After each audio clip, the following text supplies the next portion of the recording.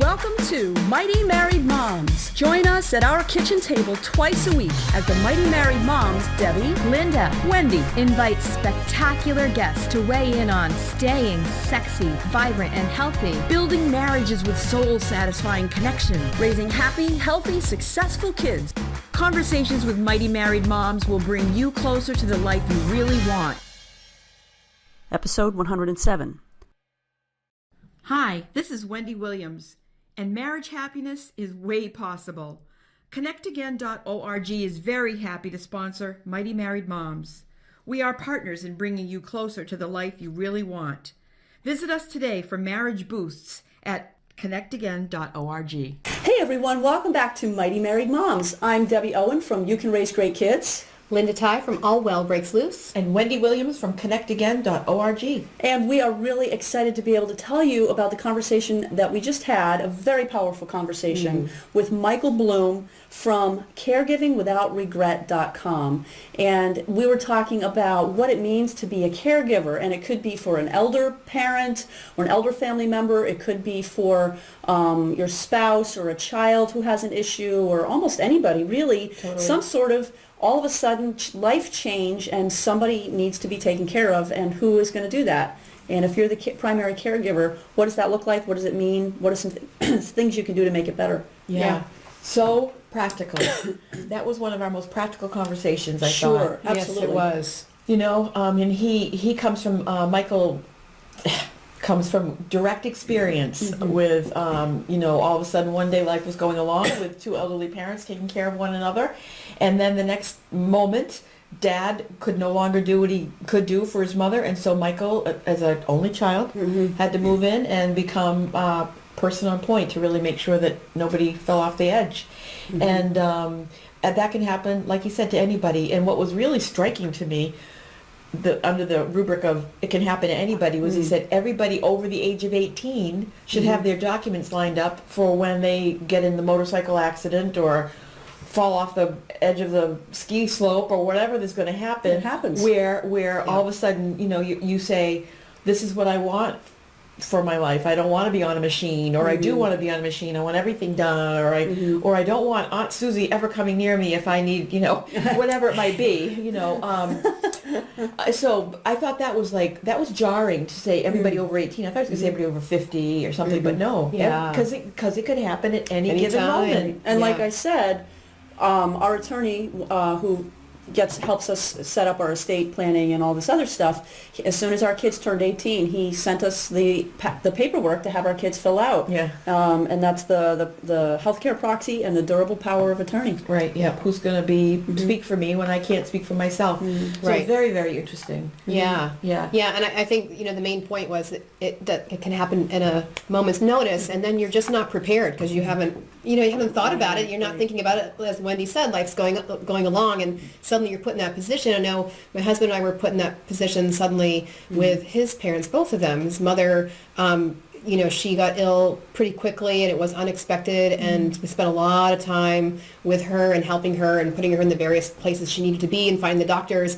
And then his father, and then after that, a few years later, his sister, his older sister, came down with some weird form of dementia, and it happened pretty rapidly. And so you never know what's going to happen. I thought his suggestions were really good.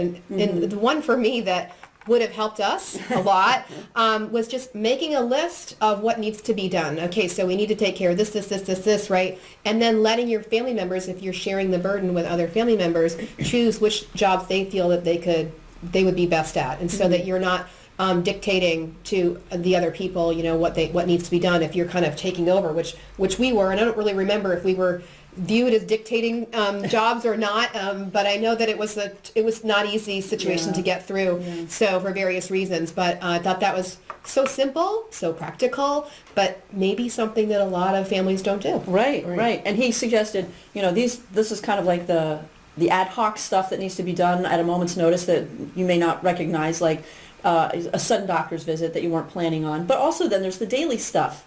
Who's going to make sure that the person has the right food, is washed, is fed, has a chance to get outside, then there's the weekly stuff, get to the right doctor's appointments, and all of the stuff that you can't anticipate. And, Right. I think the thing that makes it really hard today is that we are so spread out. Yes. We're so spread out. For instance, my parents live in New Hampshire. My husband's parents live down in Pennsylvania. My brother-in-law and his wife live in New Jersey. My two sisters live in Oregon and Alaska. We live in Massachusetts. I mean, when the time comes for one of our parents, it's going to be tough to figure out how do we handle this. Yeah, exactly. Who's going to move? Yeah. Who's Yeah. going to move? Yeah, exactly. Yeah. Yeah, it's a lot to consider, and the way that we've been raised, or the way that our culture has moved in recent years, is one of such closely held and important independence.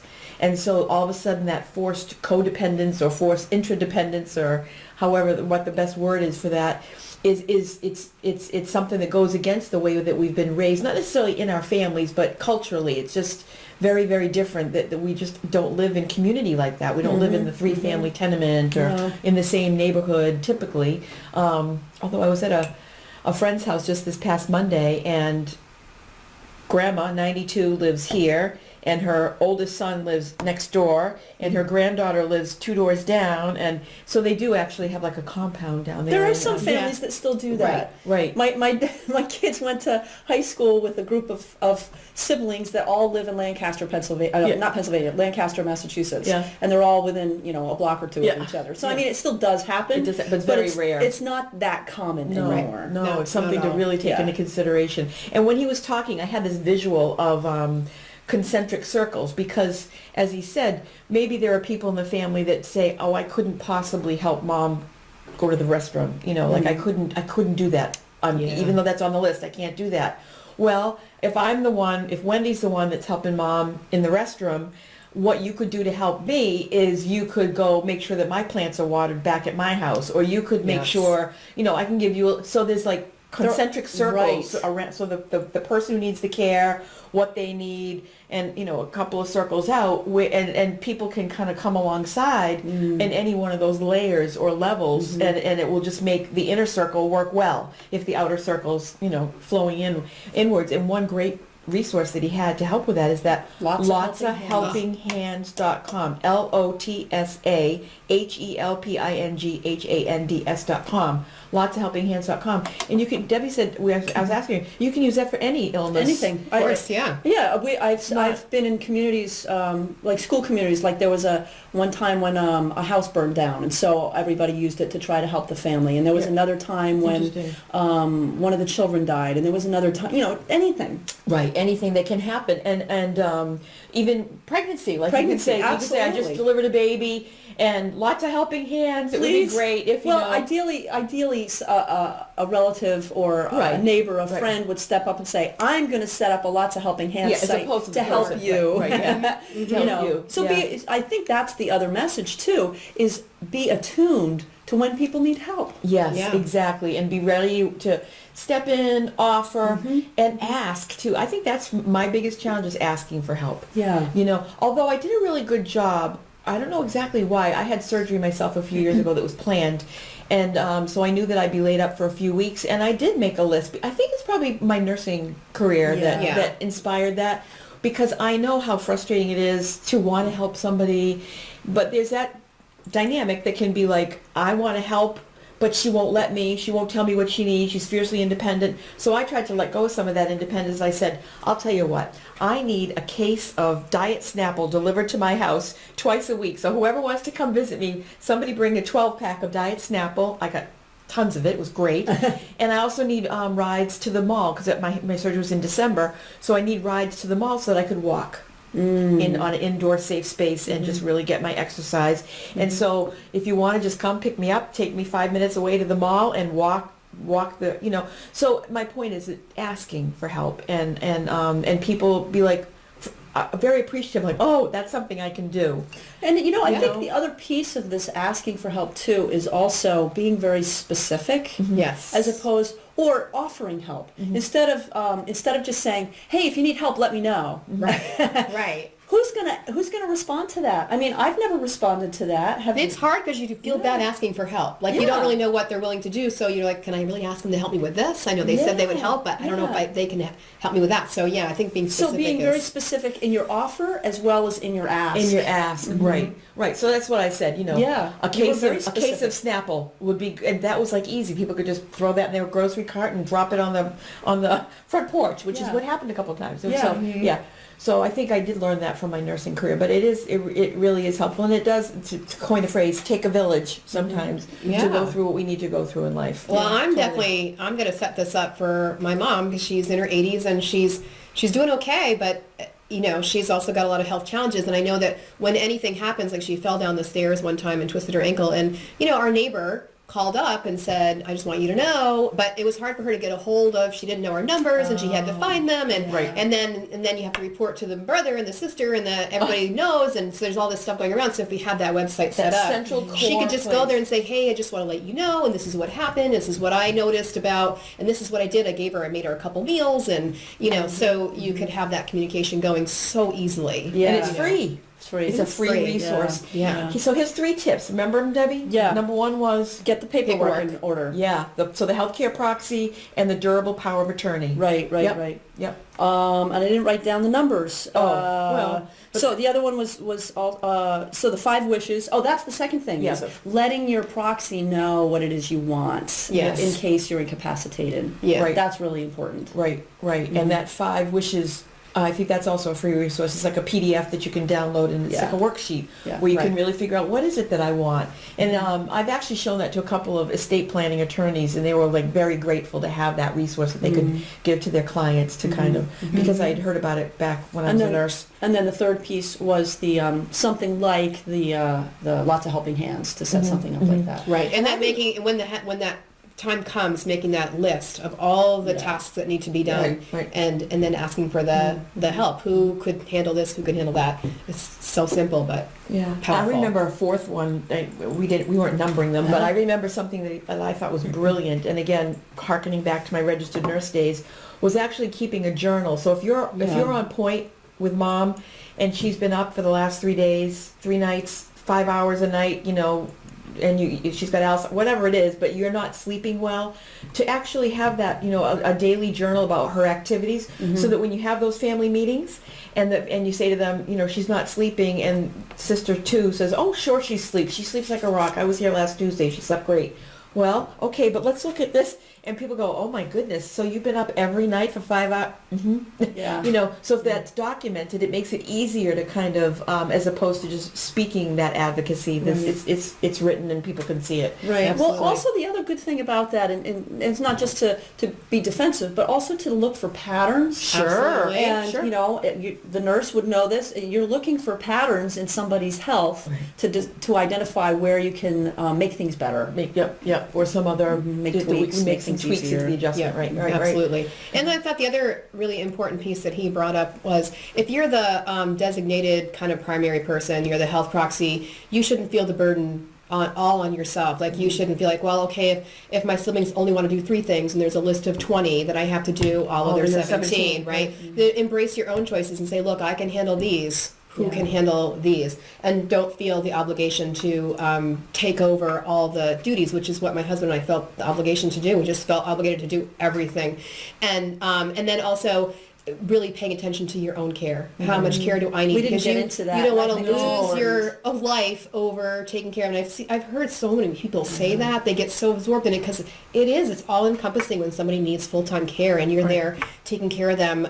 We used to have to drive to my husband's dad's house, stay overnight because he has Alzheimer's, so you can't leave an Alzheimer's person alone at any moment in time. And there would be, 2 a.m. visits to the grocery store because the cat needed cat food, because he was determined that this needed to happen, and so it's very tiring and can be exhausting. And so what do you need for your own self-care? And to communicate that to your family too, if you feel overburdened, say, look, I can only do these 3 things because, this is taking over my life. And I think in any caregiving position, and that's just being a parent, let's face it, Right. it goes back to some of what we've talked about before. I think this was in our conversation with my sister Karen Cundy, where when you're feeling overwhelmed by all that you have to do, you make a list of things that will will help nurture your own soul every day. A cup, maybe it's sitting down with a cup of tea for 10 minutes. Maybe it's taking that hour-long walk with the dogs. Maybe it's make a list and make sure you do at least one of those things every single day. Otherwise, you are going to not have any energy to take care of people. Exactly. Yeah, so we're going to have to read the book to get more of the self-care tips, because we didn't get to that. We were so fascinated by all his great strategies for managing things I hadn't thought of. And like I said, I'm a nurse, and they were great tips, really great tips. Good stuff. So he'll have to come back. Okay. Yes, definitely. Well, you've been listening to Mighty Married Moms, and we were talking with Michael Bloom, who is from caregivingwithoutregret.com. We had a great conversation. I really hope that you've learned as much from this as we have. This was really educational for us. This is why we do this podcast. Totally. So great. Because we want to learn all this stuff and want to share it with you. So please share it with your family and friends. Make sure that you let people know that this is an awesome podcast, if we may say so ourselves. And if you have any topics you want us to cover that we haven't covered yet, get in touch with us. We'd love to hear from you. And you can get in contact with us at our website, which is mightymarriedmoms.com. And so I am Debbie Owen from You Can Raise Great Kids. Linda Tighe from All Well Breaks Loose. And Wendy Williams from connectagain.org. And we are ready and willing and able to help you in all of your challenges, whether it's family, health, relationships, apparently caregiving and finances as well. We'll try our best to help you with whatever you need. So please share, rate and review on iTunes, and come back next week, and we'll see you soon. Bye. Bye-bye. Thank you for joining us for this episode of Mighty Married Moms. Tune in twice a week on Mondays and Thursdays to meet fascinating and inspiring guests who will help you create the life you've always wanted. You can find these episodes and special gifts just for you at mightymarriedmoms.com, as well as a link to our Facebook community, where we continue the conversation around the kitchen table. Please also help share the love by leaving a review on iTunes. We'll see you next time.